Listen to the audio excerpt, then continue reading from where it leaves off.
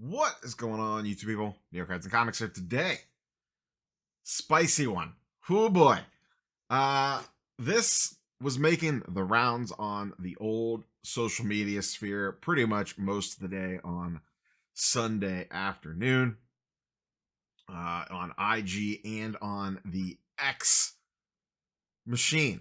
This is coming out of, I believe, the Burbank show. You could see on the screen here someone bought a nice Brock Purdy NT PSA Authentic for $7,500, but puts up on the screen about wanting to reverse the deal and got a little bit back from the dealer. Why, you might ask?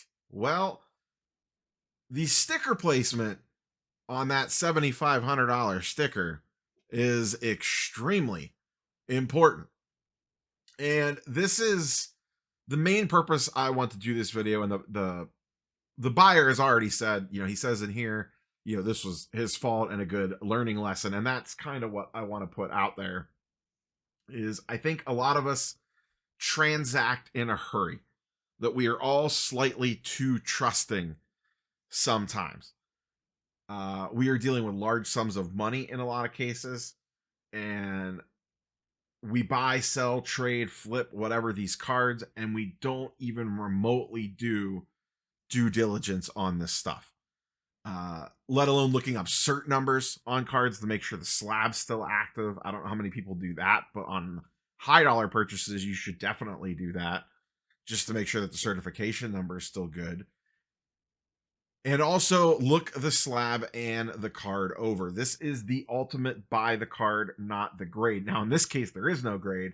It's just labeled authentic, which in its own right should be a little bit of a red flag here. Anytime I see something with authentic and then either just an auto grade or no auto grade, I am always being super critical of that card. I know, personally speaking, when I bought my Luke Skywalker, that was an authentic 10 auto card.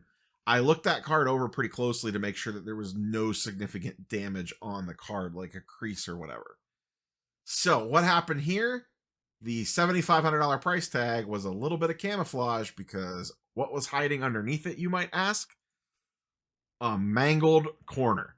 An absolutely destroyed corner. We'll give a little zoom on this so you can see it a little bit better.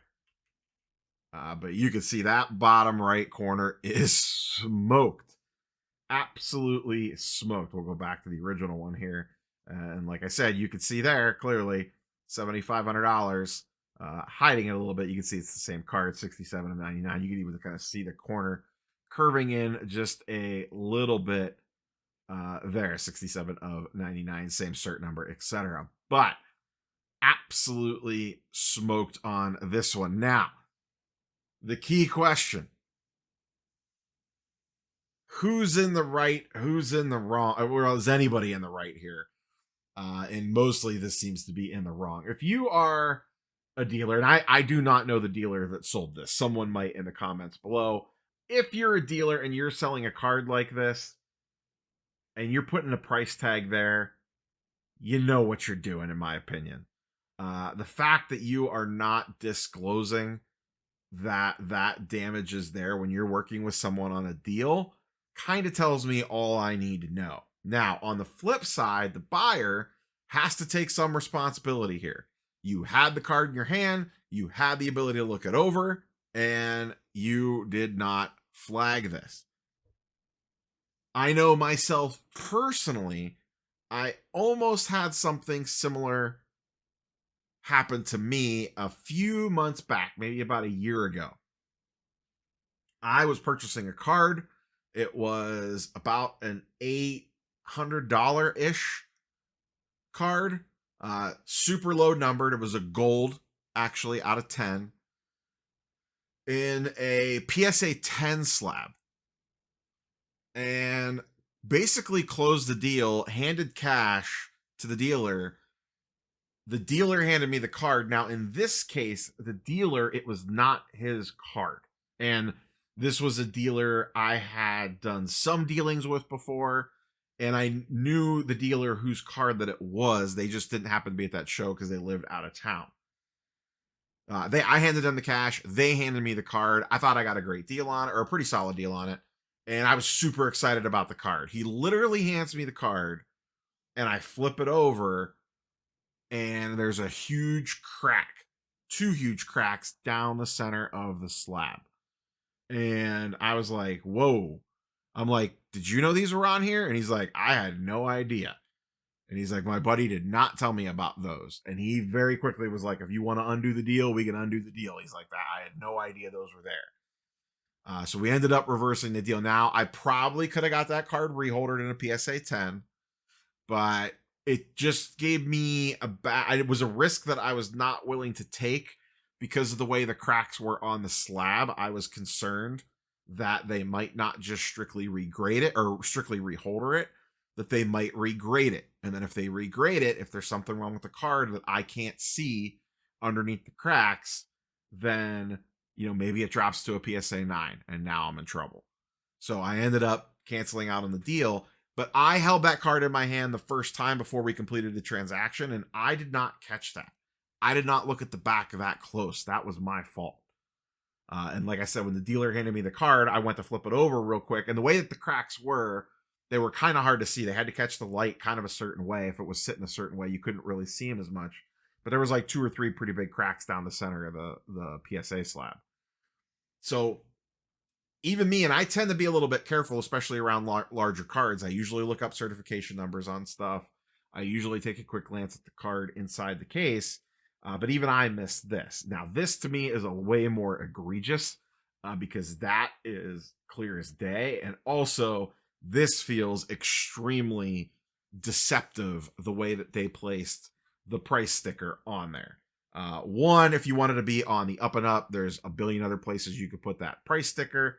And 2, during the conversation, or you could even write underneath the 7,500 damaged if you really wanted to be clear about it.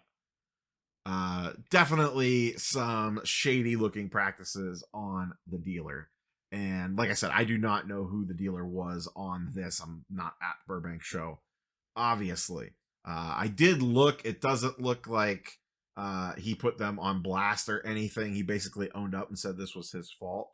Now, the interesting part was, or I guess further details, this card sold on eBay at the beginning of the month for $4,500. There it is. Same exact card. 67 of 99. Same damaged corner. Now on this one, you get a back image, and that back corner is also smoked. You can actually, the back in theory looks better than the front, but you can see it has a huge crease there going across the corner, and actually looks like there might be a little bit of one there as well.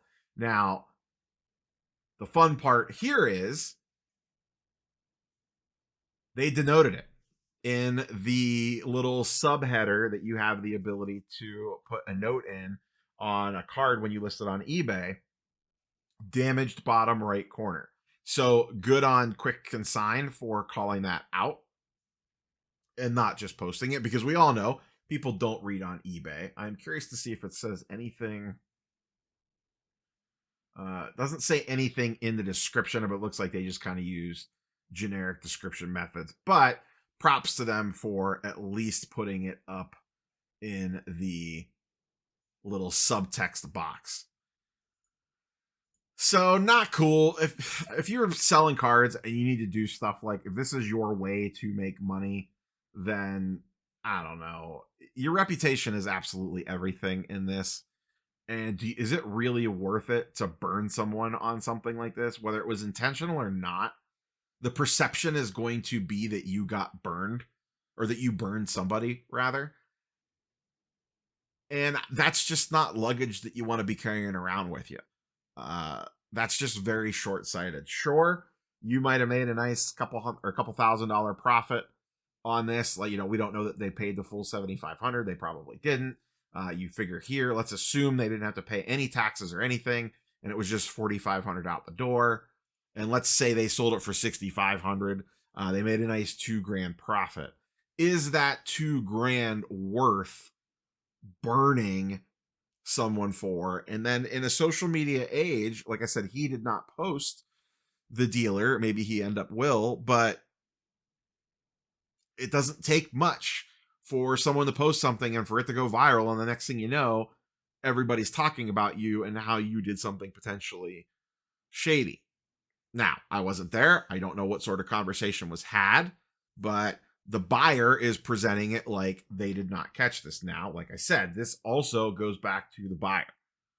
You have got to look this stuff over before closing deals on any card, really, but especially a larger card.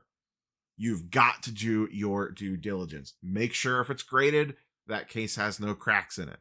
Make sure if it's labeled a PSA 10, a BGS 95, an SGC 10, whatever it is, take a quick glance at the card. Make sure that it matches up with what your eyes are seeing. Does the card inside there truly look like a 10? I'm not saying it has to be perfect, but make sure there's not some significant damage. These cards get tossed from one side of the country to the other, whether it's in Zion cases or mail packages or whatever the case might be. Stuff could happen potentially to a card. Maybe something got damaged on it. Maybe the grading company missed something. Who knows? Maybe there's a massive crack in the case. Now, 9 times out of 10, that's usually not a huge deal. But if there is a crack or damage on the case, you better make sure that that didn't seep down into the card itself.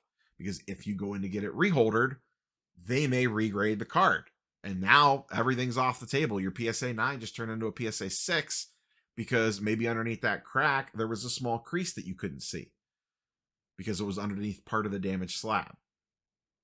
So as buyers, I think we all, myself included, all need to do a better job at when we are transacting for these cards, taking an extra 30 seconds, just an extra 30 seconds to look the card over one last time and maybe scan, if it's a PSA card, you could scan the QR code on the back and pull up the certification page just to make sure that everything is on the up and up.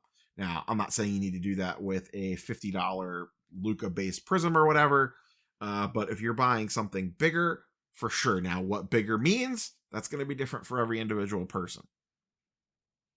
Just know where your individual risk tolerances are at. But to me, this looks awful shady by the dealer, and it also is a bad look for the buyer as well for not doing their due diligence. And like I said, the buyer did own up to that multiple times in the Instagram story. So, be careful out there. The things people will do to make a little bit of money is absolutely crazy. Sucks for all involved. Like I said, whether the dealer was being intentional here or not, I have no way of knowing.